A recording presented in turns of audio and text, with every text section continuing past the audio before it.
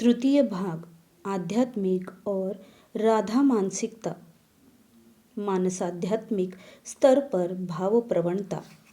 साधारणतः नारी का मस्तिष्क धार पुरुष की तुलना में कुछ छोटा होता है, इसलिए स्वाभाविक तौर पर पुरुष की तुलना में नारी के मस्तिष्क में स्नायु कोशि की संख्या कुछ कम होती है। लेकिन यह बात भी सही है कि पुरुष अपने मस्तिष्क के सभी स्नायु कोशों को काम में नहीं लाता। महिलाओं के मामले में वही बात कही जा सकती है। आध्यात्म साधना और अन्य सूक्ष्मतर जीवनचर्याओं में अधिक से अधिकतर संख्या में स्नायु कोशों का व्यवहार हुआ करता है। मान लो कोई पुरुष और कोई नारी यदि एक ही समय साधना सीखते हैं, समान आंतरिकता के साथ साधना का अनुशीलन करते हैं और समान गति से उन्नति प्राप्त करते हैं, तब दोनों ही समान रूप से आध्यात्मिक प्रगति अर्जित करेंगे। मान लिया जाए एक ही समय से आध्यात्मिक साधना करने के बाद एक ही समान आनंदानुभूति का उपभोग किया, तब देखा जाएगा कि नारी के मस्तिष्क के सारे स्नायु कोशों या सैकड़े 99 भाग स्नायु कोश ही नियोजित हुए हैं, किंतु पुरुष मस्तिष्क के स्नायु कोशों का कम ही प्रतिशत भाग 75% या 80% नियोजित हुआ है। नारियों में ऐसी कतिपय वृत्तियाँ होती है जो बहुत उन्नत किस्म की होती है, जैसे वात्सल्य प्रेम पुरुषों की तुलना में साधारणतः नारियों में अधिक ही हुआ करता है। यही स्वाभाविक है, परंतु किसी विशेष वृत्ति का अभिप्रकाश यदि मात्रा से अधिक हो तो उसका फल कभी कभी खराब भी हो सकता है। जैसे अधिकांश विमाताएं अपनी संततियों को जितना प्यार करती हैं, सौतेली संतान को उतना प्यार नहीं करती। यदि इस स्नेह प्यार का मात्राधिक्य नियंत्रित न हुआ तो उससे परिवार में लड़ाई झगड़े की सृष्टि हो सकती है। फिर अपनी संततियों के प्रति स्नेहाधिक्य के कारण कोई नारी हो सकता है घर से बाहर निकले ही नहीं। ऐसा बहुत अधिक होने पर परिवार में पूरी तरह अलग थलग पड़ जाएगी। उसी प्रकार किसी इलाके में निवास करने वाले बहुसंख्यक लोग यदि अपने इलाके के प्रति अत्यधिक ममतावश कहीं अन्यत्र जाकर निवास करना न चाहे, तो यह मामला पूरे समाज की प्रगति में बाधक बन जाएगा। अन्य इलाकों के लोगों के साथ जनसंयोग भयंकर रूप से व्याहत होगा और इस इलाके का वाणिज्य व्यापार और आर्थिक प्रगति भयंकर रूप से क्षतिग्रस्त होगी। स्नेह ममता बहुत ही अच्छे गुण है, किंतु अपने को और समाज को उसके संभाव्य मात्राधिक अभिव्यक्ति से बचाने का सर्वोत्तम उपाय है व्यक्ति विशेष के स्नेह ममता प्रेम प्रीति को परम पुरुष की ओर परिचालित करना। उससे व्यक्ति विशेष की प्रेम प्रीति की अभिव्यक्ति का परिभू बढ़ जाएगा और वृहत की ओर अप्रगति की द्रुति वर्धित होगी। जिस व्यक्ति ने अपने व्यक्तिगत प्रेम को विश्व प्रेम में उन्नीत करने में सफलता पाई है, वे अत्यल्प काल के भीतर अनेक महत् कार्य कर सकते हैं। योगा साइकोलॉजी ग्लैंड्स एंड सब ग्लैंड्स। मनुष्य के शरीर में 9 चक्र है, परंतु अवस्थिति तथा कर्मगत महत्व के विचार से 3 का स्थान प्रथम श्रेणी में है। एक मणिपुर चक्र में नाभि देश को आवेष्टित कर अग्नि चक्र या रुद्र ग्रंथि की वज्र कठोर बंधन से, दूसरा अनाहत में सौर मंडल या विष्णु ग्रंथि के ऊह अवोह अवोह के हिंडोले में, और एक आज्ञा चक्र में ब्रह्म ग्रंथि में कल्पना की झूलती अवस्था में, कंठ की कूर्म नाड़ी में आश्रित विशुद्ध चक्र एक वांग्मय बीज या वांग्मय केंद्र है। इसका भी महत्व बहुत अधिक है।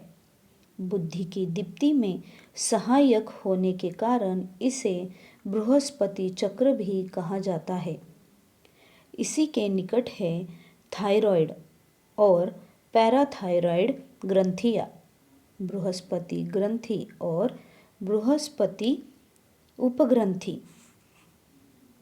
मनुष्य के शरीर में अनगिनत ग्रंथि उपग्रंथियाँ हैं।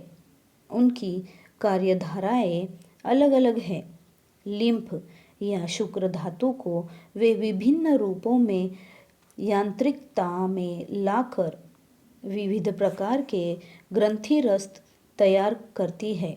ये अधिक ग्रंथि रस महत्वपूर्ण चक्रों में आकर दग्ध हो जाते हैं और बहुत थोड़ी मात्रा में ग्रंथि रस नीचे की ग्रंथि उपग्रंथिया में पहुंच पाता है। ऊपर की ओर का ग्रंथि रस सबसे अधिक ग्रास कर डालता है सौर मंडल, जो अनाहत चक्र के आसपास नज़दीक सटा होता है। आज्ञा चक्र की ऊर्ध्व स्थित ग्रंथि उपग्रंथियों से जो सुधा रस क्षरित होता है वह आज्ञा चक्र में ही शोषित हो जाता है, जिसके फलस्वरूप ऊर्ध्वलोक की साधना में अधिक ग्रंथि रस निस्सरित होकर आज्ञा चक्र के अधिक प्रभावित होने पर आँख की पुतली ऊपर की ओर उठ जाती है, उन्निधि अवस्था आ जाती है। आँखों में मानो तंद्रयुक्त नींद की खुमारी एकत्रित हो जाती है। मनुष्य एक प्रकार के सूक्ष्मतर लोक में निद्राच्छन्न हो जाता है। इस विशेष प्रकार की योग निद्रा या भाव निद्रा या अध्यात्म निद्रा को अंग्रेजी में कह सकते हैं हिप्नोसिस। याद रखो, इसके साथ हिप्नोटिज्म या मेस्मेरिज्म का कोई संबंध नहीं है। हिप्नोटिज्म या मेस्मोरिज्म है परगत प्रक्रिया और हिप्नोसिस है स्वागत प्रक्रिया या स्वागत अभिभावन। उसके नीचे ही कूर्म नाड़ी वेष्टित विशुद्ध चक्र का अवस्थान है। कोई कोई कहते हैं बृहस्पति चक्र। इससे ऊपर की ग्रंथि से जो ग्रंथि रस क्षरित होता है उसमें से अधिकतर इसमें जारित हो जाता है। बहुत कुछ ग्रस्त हो जाता है, अल्प मात्रा में नीचे उतरता है। साधना अच्छी होने पर गले की आवाज़ थोड़ी देर के लिए शांत और मधुर हो जाती है। कुछ नशे का भाव आता है। कूर्म नाड़ी कुछ कांपती है। देह स्थिर निश्चल प्रस्तरवत हो जाता है। चर्म कुछ पतला हो जाता है। सूर्यमंडल या अनाहत चक्र में जो परिवेश है, ऊर्ध्वलोक का हार्मोन प्राय पूरा ही वहाँ ग्रस्त हो जाता है। बहुत थोड़ा ही बाकी रहता है। ऊर्ध्वलोक का जो आनंददायक ग्रंथि रस है, संस्कृत में जिसे सुधा रस कहा जाता है, उसका आवेश इस स्थान पर आकर सबसे अधिक धक्का देता है। मन ऊर्ध्वलोक में खो जाता है। उन्नत कोटि के साधक इस नशे में विभोर हो जाते हैं। कहा जाता है शिव इसी नशे में आंखें ऊपर उठाकर नशे में विभोर हो जाया करते थे। यह नशा भांग धतूरे का नशा नहीं है, गांजा आफीन का भी नशा नहीं है, शराब का भी नशा नहीं है। यह नशा सुधा रस का नशा है। सुरापान करीने आमी सुधा खाई जय काली बले। मन माताले माताल करे मद मताले माताल बले। अर्थात मैंने सुरापान नहीं किया है, जय काली कहकर सुधापान करता हूँ। मन के मतवाला होने पर नशा छा जाता है। शराबी लोग इसे नशाखोरी समझते हैं या शराबखोरी कहते हैं। इसके नीचे कठोर चक्र है मणिपुर। मणिपुर में देहाग्नि का मौलिक निवास है। वाइटालिटी का मूल अधिष्ठान शिशु इसी मणिपुर चक्र के माध्यम से नाड़ी के द्वारा मातृ शरीर के साथ संयुक्त रहता है और मातृ शरीर से प्राण रस इसी के माध्यम से शिशु के शरीर में प्रविष्ट होता है। यथेष्ट उत्ताप अर्थात प्रचंड शक्ति इसी स्थान पर रहती है। इसलिए स्वाभाविक तापमात्रा में मानव देह का यह भाग जलता नहीं। दाह क्रिया के बाद चिता से मृतक के उत्तर पुरुष गण देह के इस भाग को उठाकर ले जाते हैं और अंत में गंगा में विसर्जित कर देते हैं। इसे ही कहते हैं अस्थि विसर्जन। मणिपुर चक्र के नीचे भी अनेक ग्रंथियां उपग्रंथियां हैं। उनका ग्रंथि रस किसी चक्र के द्वारा जारित नहीं होता, वह शरीर से निकल जाता है। कोई खास शोषित नहीं होता। विशेष यौगिक प्रक्रियाओं में इसे बहुत हद तक फिर से भीतर खींच लिया जाता है। तंत्रशास्त्र अविद्या तंत्र में इसे स्तंभन क्रिया कहा जाता है। मल मूत्र पसीना रेत ये देह से निकल जाते हैं क्योंकि ये नाभि के नीचे से प्रेषित होते हैं। मस्तिष्क के जो स्नायु कोश इनका नियंत्रण करते हैं उनका प्रभाव बिना बाधा के अधिक से अधिक अनाहत तक नीचे जा सकता है। नाभि चक्र या मणिपुर चक्र, स्वाधिष्ठान चक्र और मूलाधार चक्र पार्थवी वृत्ति के साथ प्रत्यक्ष रूप से संलग्न है। इसी कारण आध्यात्मिक साधना भूमि में मणिपुर चक्र और तन्निम्नस्थ चक्रों को साधारणतः इष्ट मंत्र के जप के चक्र के रूप में प्रत्यक्ष रूप से स्वीकार नहीं किया जाता, जबकि चक्र के रूप में साधारणतः स्वीकार किए जाते हैं अनाहत चक्र, विशुद्ध चक्र, आज्ञा चक्र और ऊर्ध्वस्थित कतिपय चक्र और उपचक्र को। गुरु चक्र सर्वोच्च चक्र है। ध्यान के आधार के रूप में गुरु चक्र का व्यवहार किया जाता है। मनुष्य की विभिन्न ग्रंथियों उपग्रंथियों से जो ग्रंथि रस निःसृत होता है उसके साथ शरीर मन का प्रत्यक्ष संबंध है। मस्तिष्क का एक एक स्नायु कोश एक एक प्रकार की भावना और चिंता वृत्ति का नियंत्रण किए चलता है।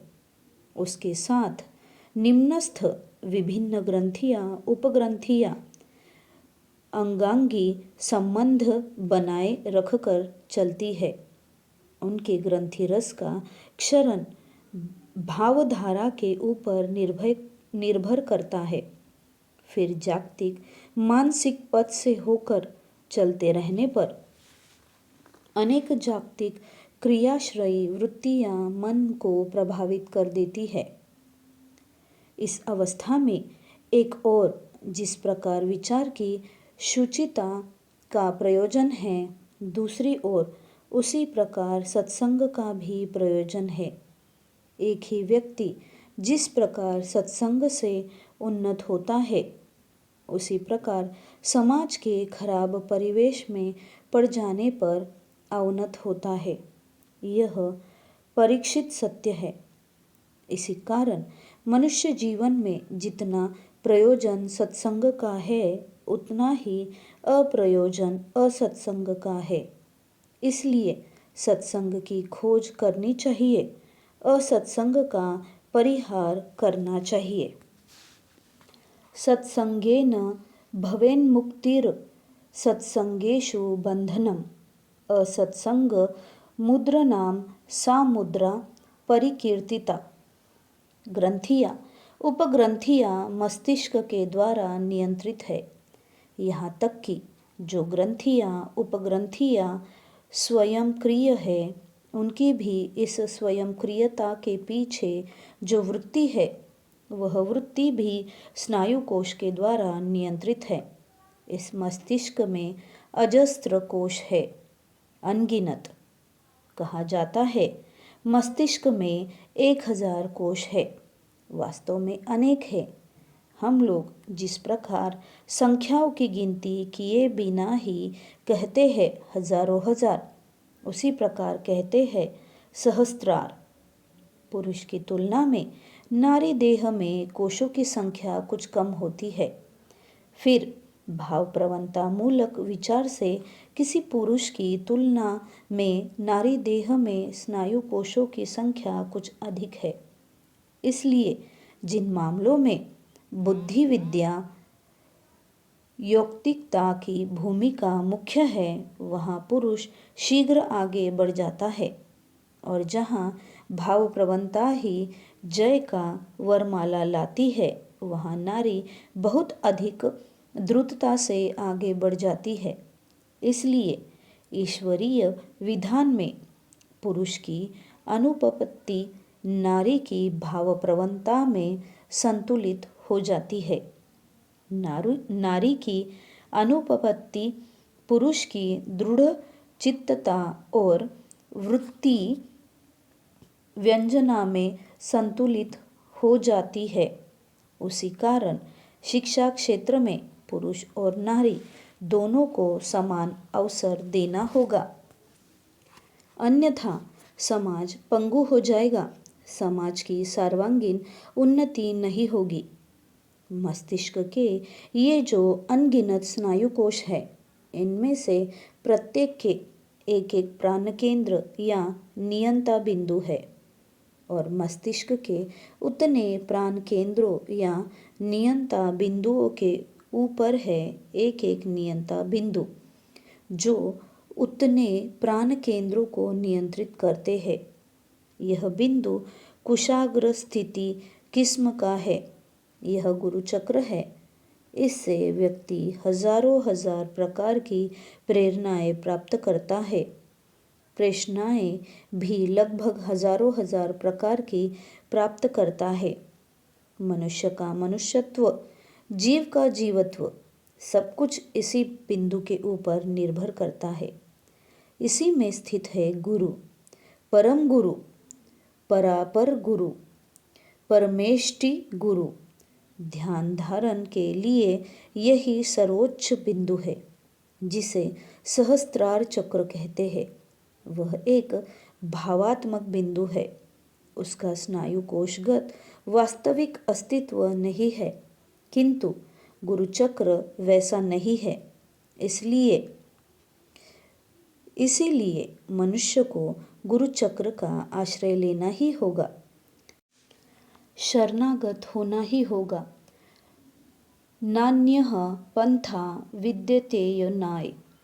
इस गुरु चक्र में यथारीति गुरु ध्यान मनुष्य को उन्नत करके जागतिक भौम बंधन को मानसिक अभौम बंधन में समाहित कर देता है, और मानसिक अभौम बंधन को चिति शक्ति का आधार चिन्मय सत्ता में अधिरूढ़ कर देता है।